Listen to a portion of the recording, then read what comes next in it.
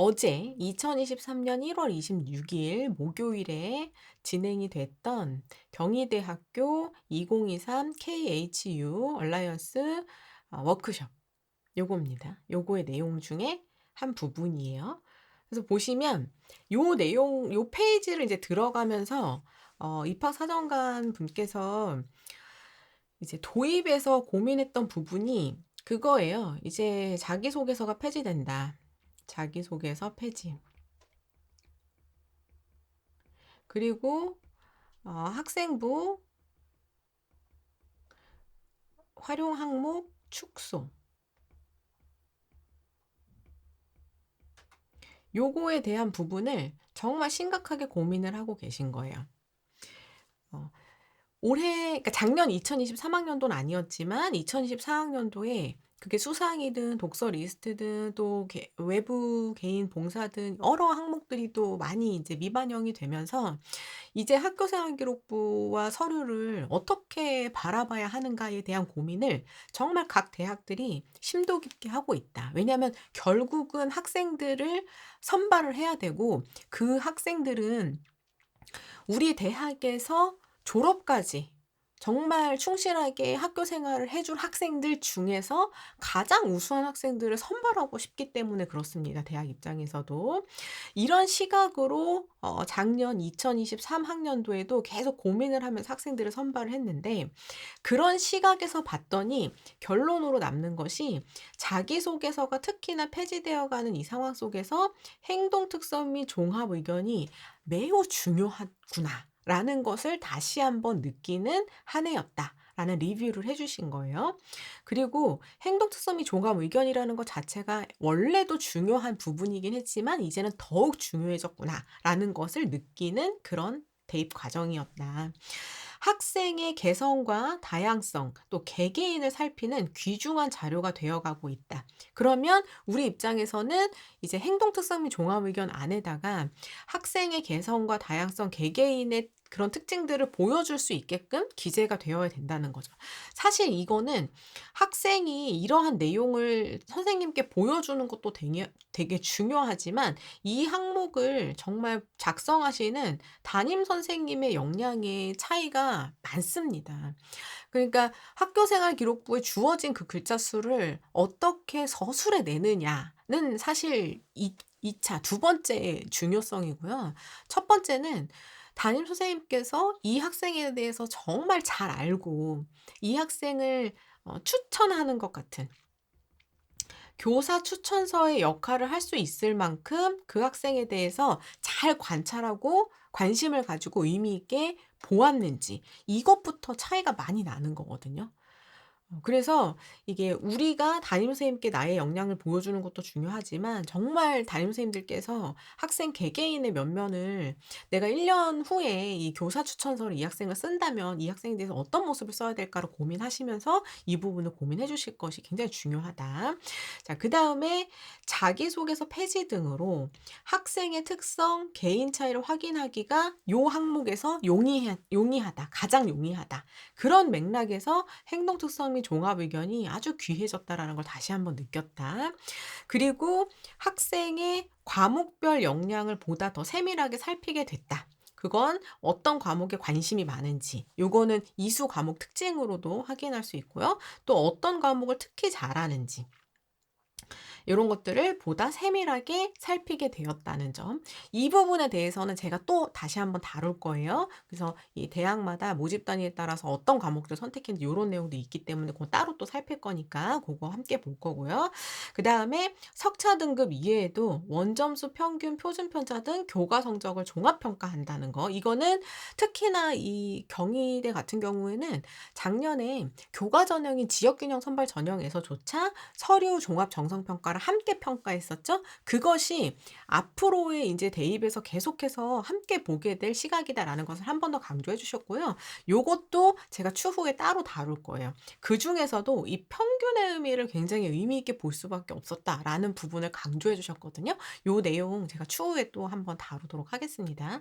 자, 어쨌든 오늘 강조드리고 싶은 거는 자기소개서 폐지, 학교생활기록부 항목 축소로 인해 행동 특성 및 종합 의견의 중요도가 높아졌다라는 점. 그럼 우리는 지금까지 우리 이 주제로 대입 주제로 자기소개서가 완전 폐지됐지만 학교생활 기록부에 그 내용을 녹여내자라는 것을 서울대 편, 중앙대 편, 연세대 편, 동국대 편, 경희대 편 5개 대학의 자율문항을 통해서 그 내용을 학교생활 기록부에 보여주자라는 것을 제가 강조드렸었어요.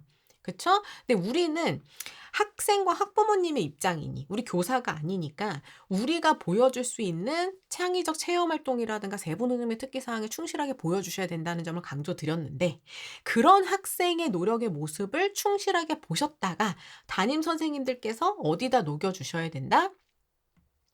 행동 특성 및 종합 의견에 작성해 주실 것을 다시 한번 당부드린다. 자, 요 내용과 관련해 가지고요. 바로 이어서 이 워크숍 내에서 행동 특성 및 종합 의견 사례를 줬어요. 실제로 요 사례들을 한번 읽어 보시면 이 행동 특성 및 종합 의견을 쓰신 선생님께서 '이 학생에 대한 애정이 상당히 깊구나.'라는 것 자체가 굉장히 느껴지는 그런 내용들로 구성이 되어 있어요. 보시면 이게 '평가자 관점에서 봤을 때 굉장히 우수한 사례구나.'라고 느꼈다는 건데요. 일단 내용을 간단하게 보면 앞부분에 "차분하고 감정적으로 성숙한 모습을 보여주는 학생이다. 교과 시간은 물론 주어진 학습 시간을 결코 허투루 쓰는 법이 없다. 집중력이 뛰어나고 성실하다. 이와 같은 학업 태도로 학급의 학습 분위기 주도." 그러면서도 여기 보면 학습 자세 나오죠. 학습 자세.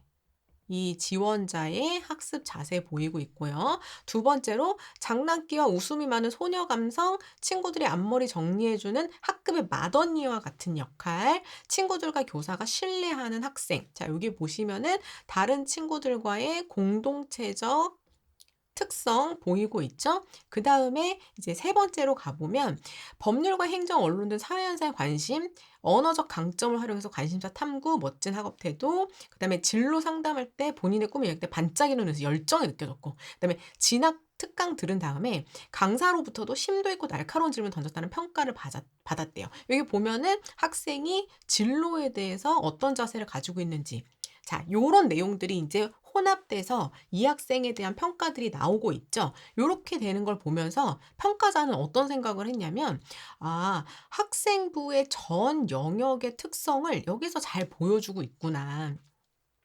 그래서 최고의 행특이라는 것, 잘 쓰여진 학생을 잘 드러내주는 행특이라는 것은 학생부의 전 영역을 이 평가자도 보면서 '아, 혹시 이 학생은 이런 특징을 가진 학생일까? 아, 이런 학생인 것 같다.'라고 평가자가 생각했던 그 모습을 교사가 다시 한번 일목요연하게 정리해 주는 행특이 가장 최고의 행특이다라고 얘기를 한 거예요. 이게 무슨 말이냐면 학생이 학교 생활 기록부 이제 제출을 하잖아요. 그럼 이거를 대학의 평가자가 읽으면서 '이 학생은 어떤 학생일 거다.'라고 이제 평가를 할 거 아니에요. 그런데 대학의 평가자가 평가했던 그 내용이 나중에 행특에 가서 봤더니 그대로 내가 예상했던 그 평가의 모습을 다시 한번 일목요연하게 정리를 해준 거예요. 근데 요거는 약간 오해하면 안 되는 게 일목요연하게 정리해 준다는 또 의미에서 앞에 학교생활 기록부 항목에 나왔던 걸 다 요약 정리해서 똑같이 반복하는 그거는 아니에요. 어차피 우리는 정해진 글자 수 안에서 학생의 다양한 모습을 보여줘야 되는데 동아리에서 이런 거 특정했습니다. 뭐 자율활동에서 이런 걸 했습니다라고 똑같은 얘기를 그대로 요약 정리하실 필요는 없거든요. 그 얘기가 아니라 이 전 영역에서 보여줬던 말 그대로 이 특성이 드러날 수 있게끔 학습 자세든 공동체 역량이든 진로 역량이든 그 학생의 어떤 특징적인 모습을 다시 한번 정리해서 '이 학생은 진짜 이런 학생입니다.'라고 하는 학생의 개개인의 모습이 잘 드러날 수 있게끔 정리해 주는 행특이 최고의 행특이다라고 설명을 했어요.